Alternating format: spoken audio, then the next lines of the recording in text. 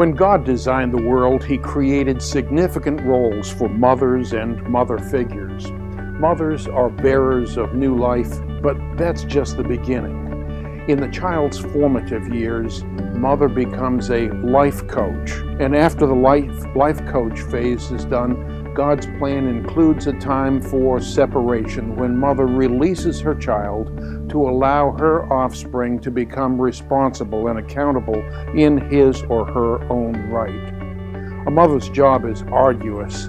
It is a roller coaster of emotion. The role of motherhood, as described in the Bible, is a model for each of us to follow in growing disciples.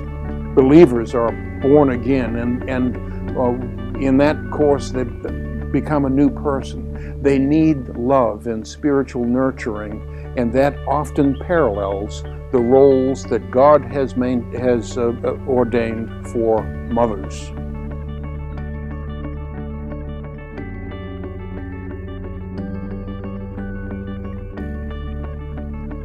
Mary, the mother of Jesus, is perhaps the gold standard for motherhood. After all, she was handpicked by God to birth, love, nurture, and launch Jesus so that he could accomplish the purpose for which he had come to earth.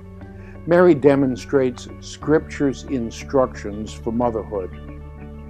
A mother's role begins with obedience to God's plan. When Mary learned that she had been selected to birth the Son of God, she responded in humble submission. "I am the Lord's servant," she exclaimed, even though she had no way of knowing what to expect. We read that in Luke chapter 1, verse 38.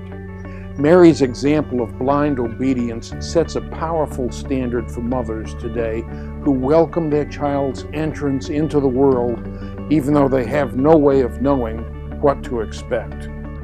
Scripture instructs mothers, who often are the primary influence for children during their early years, but Scripture instructs mothers to impress upon their children the commandments to love God and to obey His instructions. We read that in Deuteronomy chapter 6, verses 5 through 7. Mothers, of course, are directed to train up a child in the way he should go, so that when he is old, he will not depart from it. That's Proverbs 22, verse 6. Now, Mary was devout.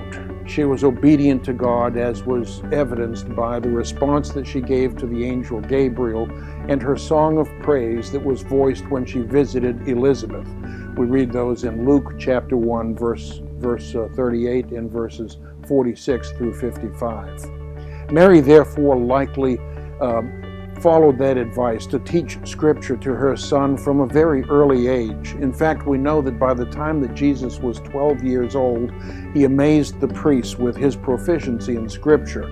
See Luke chapter 2, verses 46 and 47. The Bible, moreover, instructs mothers to love their children, Titus 2, verse 4. Early in his ministry, Mary became concerned about Jesus. Matthew records that Mary and the brothers of Jesus attempted to withdraw Jesus from his teaching in order to counsel him privately. We read that in Matthew chapter 12, verse 47. A mother's love for her child never ends. By the time that Jesus reached adulthood, Mary had provided love and nurturing that was required to allow Jesus to stand on his own. Now, separation is part of a mother's destiny, and separation was poignantly shown at the scene at the foot of the cross when Jesus transferred responsibility to John to look after Mary following the death of Christ. That's at John chapter 19, verses 26 and 27.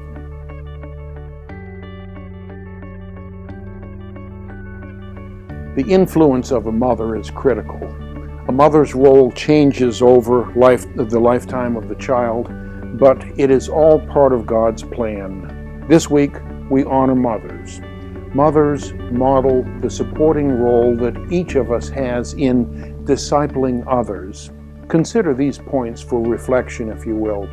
Question number 1, mothers and mother figures are called to teach their children to be obedient to God's instruction.